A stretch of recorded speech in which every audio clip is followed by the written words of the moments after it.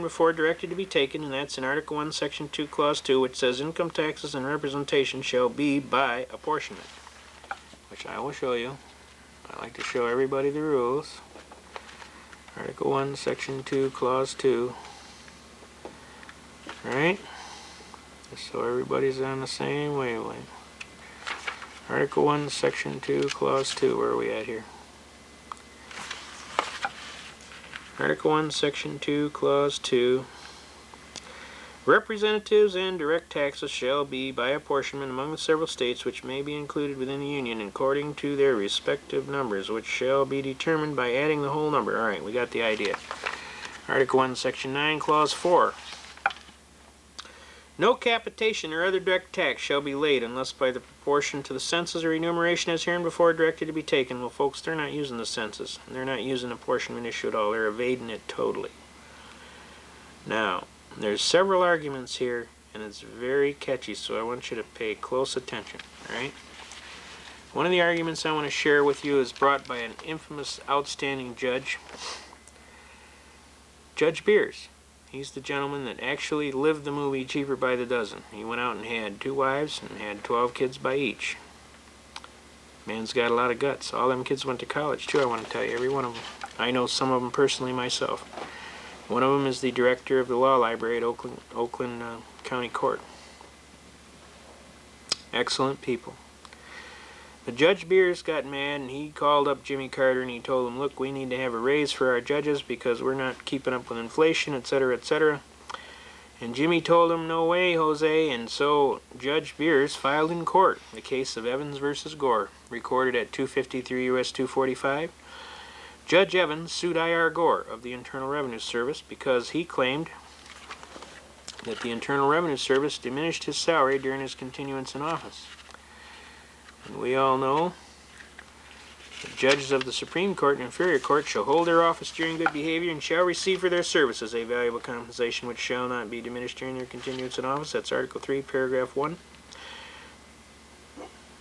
Wait, I'm sorry. Let's see. Yeah, let's see. Yeah, Article 3, Paragraph 1. The judicial power of the United States shall be vested in the Supreme Court and such inferior courts as may from time to time ordain and establish. The judges both of the Supreme Court and Inferior Court shall hold their office during good behavior and shall receive at stated times for their services a compensation which shall not be diminished during their continuance in office. Well, guess what, Your Honor? They diminished my salary during my continuance in office. You'll notice that there was no diminishment specified, so all diminishment is forbidden. Okay? And since all diminishment is forbidden, I am constitutionally immune from your income taxes. The Supreme Court came back and said, excellent argument. The 16th Amendment didn't create any new taxing power whatsoever, and clearly Judge Evans is immune from income taxes based on the Article 3, Paragraph 1 constitutional immunity. So up jumped the devil in the deep blue sea. Jimmy Carter was most unhappy, so he had to give the judges all a raise to shut him up. And he took his wrath out on Judge Beers, and he went and published the fact that Judge Beers was a bigamist, and he kind of trashed him and got him disbarred and thrown off the bench, which I didn't think was a very nice thing to do at all, because Judge Beers was a good judge. Now, how does this affect you? Basically, this case of Evans versus Gore makes 2 basic statements. 1, the 16th Amendment didn't create any new taxing power, and 2, there was, what? An acceptable, possible immunity to the income tax, right? Whoa, I said. Let's go back to Article 1, Section 9, Paragraph 4. No capitation or other direct tax shall be laid unless by the rule of apportionment as hereinbefore directed to be taken. Didn't I have a right to be free from a direct tax on my property? A direct tax is one where I actually come in your pocket and I tax it. I had a right to be free from a direct tax on my property unless by the rule of apportionment as hereinbefore directed to be taken in Article 1, Section 2, Clause 2. Does that mean I'm constitutionally immune? It sure does. But you have to tell them and demand that it's a direct tax. You got to say it's a direct tax on my property. Now what are they going to do? They're going to come around and tell you this isn't under Title 26, this is under Title 27.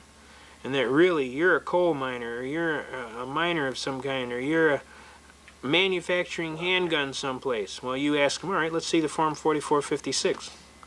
They'll send you to Form 4456, and sure enough, they're going to have you down under some excise tax where they're charging you under BATF for having some fraudulent claim that you're involved in mining or something that requires an excise tax, and that for the privilege of doing business, you have to pay a fee because you're a corporation, an officer of a corporation, or you reside in the District of Columbia. Now let's ask you, that's Section 6331A of the Code. Look up Section 6331A. Those are the only guys that the Treasury Department can levy against. That's the only ones. Are you any of those? No. How could that be? You're not any of those, they can't levy against you. If they can't levy against you, there's no jurisdiction over you. Got me? Does that make clear? I mean, if they could levy against you, they'd have jurisdiction. Now, if they levy against you and you pay them, guess what? You just gave them jurisdiction. You sign their documents, you sign their W-4 form, you don't put down there, like I told you, UD 1-207 without prejudice, guess what? You're in. So, you think. Now, isn't that fraud? Doesn't fraud void the contract? You need to read, folks. We need to get you down here and we need to read. There's so many beautiful arguments in here, I mean, we can just hammer them.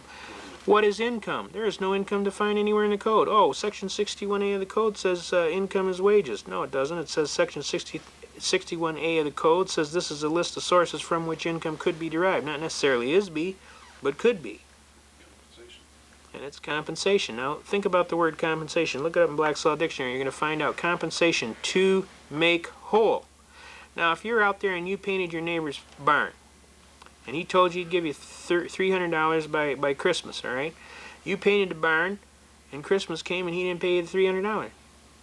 Wouldn't you have a loss on paper? You would, wouldn't you? And wouldn't you have a gain? He would, wouldn't he? Now, let's say he pays you the $300. What do you got? Do you have a loss? No. Does he have a gain? No. What happened? An equal exchange of property. What happened? You changed your time of life property in labor for his consideration. You have a 0-0 balance. You aren't ahead and he isn't behind. And you aren't behind and he isn't ahead. That is compensation. That's what it means. To make whole. Now, what happens if he doesn't pay you? Doesn't he have a gain? He would have a profit, wouldn't he? A realized profit or gain. He got you to work for him and he didn't pay you, right? And you would have a loss, right? Does that make sense to you? Now, the only way you would have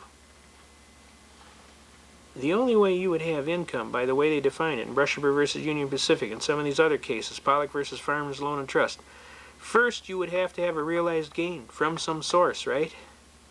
Before the period under consideration happened. Now, did you get paid any more than you agreed to? You didn't, did you? You got paid $300. You agreed to $300, you got $300. If you got $301, you had a gain. And if you were a corporation, an officer of a corporation, and a person that resided in the District of Columbia was an officer of the government, you'd have a income. But you're not any of those. You're not a corporation. You're not an officer of a corporation. You don't reside in the District of Columbia as an officer of government. So you're, first of all, not even in the game. Second of all, you didn't receive anything above what you bargained for. Okay? So you don't have a realized profit or gain before the period under consideration was commenced, so you don't have any income. What you have is compensation. Before it can become income, it would have to be corporate property. You'd have to be a corporation, and you'd have to have a realized profit or gain. You don't have that. So don't tell anybody you have income. You ain't got none. Every time you volunteer to get in that, you get in trouble. Don't volunteer. Didn't they tell you that in the Army? Don't volunteer. You volunteer, you get the broom, and you get to drive it around the floor. Just ask me, I'll tell you. I know. Now, the bottom line is this. There's a lot of things that you need to know. The biggest thing is that you need to get a hold of one of these books, and you need to read it, cover to cover. And you need to be able to rattle it, just like I told you. And you need to trust your God in heaven above, in whom you should put all your trust and love. And you need to kick some tail and try and coordinate this. Program, format. You understand? Holy Bible? We got it? You need to get with the program.